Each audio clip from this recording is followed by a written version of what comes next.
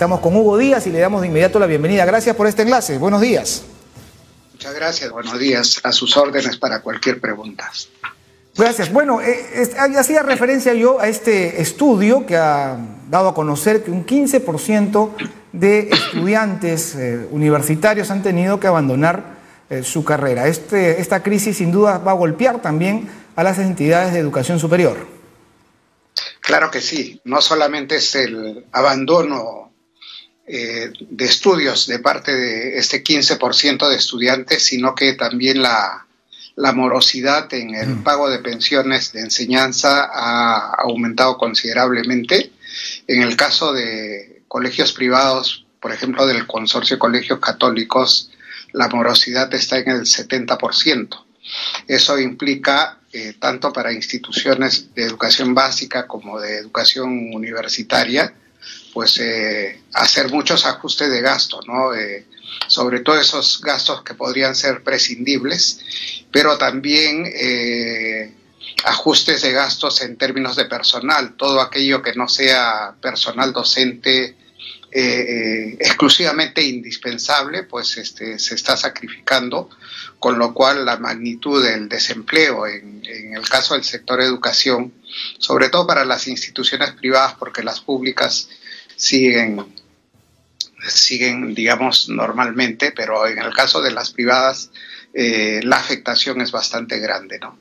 Ahora, la educación virtual, que hasta antes de la pandemia se le entendía como complementaria siempre, pero no como supletoria, ¿no? Pero en este caso no hay otra opción. Entonces, por lo menos lo que resta del año, nos vamos con educación virtual. ¿Se podrán cumplir los planes de estudios pensando primero en lo que respecta a las entidades de educación superior? ¿Qué pasa con esas asignaturas de naturaleza práctica, por ejemplo? Bueno, la situación es bien heterogénea, ¿no? Porque hay algunas universidades, sobre todo aquellas las más modernas, aquellas que ya han venido usando la tecnología previo al inicio de la emergencia sanitaria. Ellas han estado en condiciones de responder mejor porque tenían profesores más calificados en el uso de las tecnologías, pero en buena parte de las universidades, la verdad que esto es algo que las agarró imprevistamente, han tenido que improvisar. Hay profesores que son muy buenos enseñando presencialmente, pero no saben qué hacer cuando tienen unos alumnos que están estudiando en casa. Y hay estudiantes igualmente que pues han estado acostumbrados a estudiar en la escuela o en la universidad, pero estudiando solos necesitan alguna capacitación que desgraciadamente no se ha hecho, ¿no? Entonces, claro, este es un año transitorio y posiblemente el próximo año, los primeros meses, todavía continuará la educación a distancia si se tienen en cuenta los altos índices de contagio, de crecimiento de la pandemia, ¿no? Se prevé que en realidad los picos van a alcanzarse a fin de año, los primeros meses del próximo año. Entonces la presencialidad en algunos casos se está previendo para mediados del próximo año. Vamos a tener que seguir con educación a distancia y creo que el papel de las universidades, de los institutos, escuelas de educación superior es, por un lado, fortalecer sus plataformas y por otro lado, tratar de conseguir los recursos digitales y la capacitación de los docentes que permita pues que el estudiante logre aprender más, ¿no? Pero respecto de su pregunta concreta, en realidad este es un año en donde el currículo, digamos, o el programa de estudios que ha sido previsto, pues difícilmente se va a alcanzar por estas condiciones tan adversas y la improvisación que ha habido de la llegada de la pandemia, ¿no? Habrán algunas universidades que avancen más, otras que avancen menos, dependiendo del nivel de desarrollo tecnológico que han tenido previo a la pandemia. Ahora, aquí se produce una paradoja, ¿no? Porque la nueva ley universitaria que tanto se defiende y que me parece bien, precisamente observó la educación a distancia. lo cual iba en cierta medida contra la tendencia en el mundo, ¿no? Y lo estamos ahora viviendo en carne propia con la pandemia de por medio.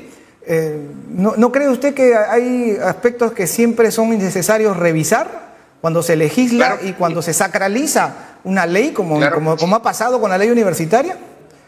Sí, esa fue una de las observaciones que varios hicimos a la ley universitaria, porque como bien lo dice usted, el mundo va por otro lado, ¿no? El mundo va por que las universidades se desarrollen mucho más tecnológicamente, porque ese es el mundo que van a vivir los estudiantes cuando egresen de sus estudios y pues estén en el mercado laboral, ¿no?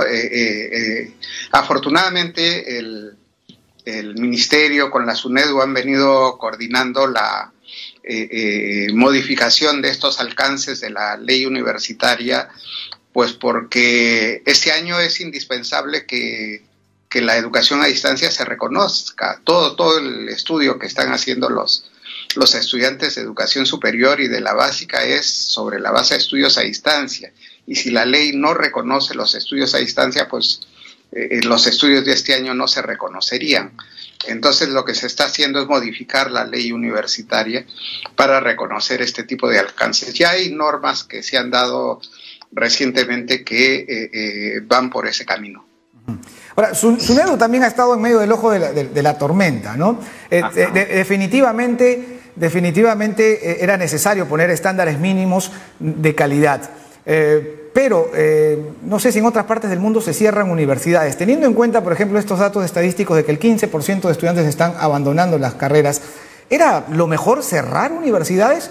¿No habría sido mucho mejor acompañar una institución, SUNEDU en todo caso, acompañar a las universidades que ya vienen brindando su servicio, algunos con muchas décadas de historia, acompañarlos a alcanzar esos niveles mínimos para después ser evaluadas con estándares todavía más exigentes, a cerrarlas y cerrarlas con eso también las posibilidades de muchos estudiantes, de muchos jóvenes, quiero decir, que no van a tener acceso a las universidades? Bueno, hay dos situaciones que considerar ahí, ¿no? Uno es que el cierre de las universidades no es un cierre inmediato. Hay un plazo de 2 años para que aquellos estudiantes que lo deseen puedan hacer gestiones de traslado a otras universidades, para lo cual la SUNEDU, el Ministerio de Educación, tiene que prestar las facilidades del caso. Y por otro lado, bueno, frente a los altos niveles de desempleo que se está dando en los hogares, ¿no? Hay muchos miembros de familia que como consecuencia pues de la pandemia han quedado sin empleo. Era de esperarse el abandono de estudios, en algunos casos temporal, ojalá que el mínimo sea de abandono definitivo, pero allí lo que el gobierno tiene que hacer, creo yo, y con apoyo de las propias instituciones de educación superior, es fomentar, por un lado, como bien lo dijo el ex premier cateriano, las becas, pero el crédito educativo también es importante, ¿no? En realidad, en el Perú, el crédito educativo es algo que no hemos utilizado, no hemos aprovechado bien. En cambio, tenemos países como Chile, como Colombia. Colombia tiene el ICETEX, que es digamos, la institución de crédito educativo más importante en América Latina y una de las mejores del mundo, ¿no? Experiencia que yo creo que debiésemos tratar de recoger en el Perú, ¿no? De acuerdo. En todo caso,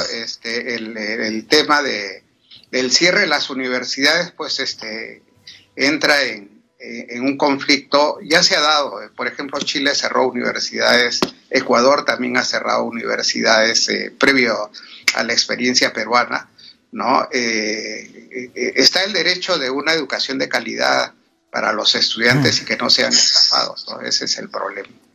Gracias por este enlace. Como no, un gusto. Igualmente, buenos días. Hablamos con Hugo Díaz, especialista en políticas educativas.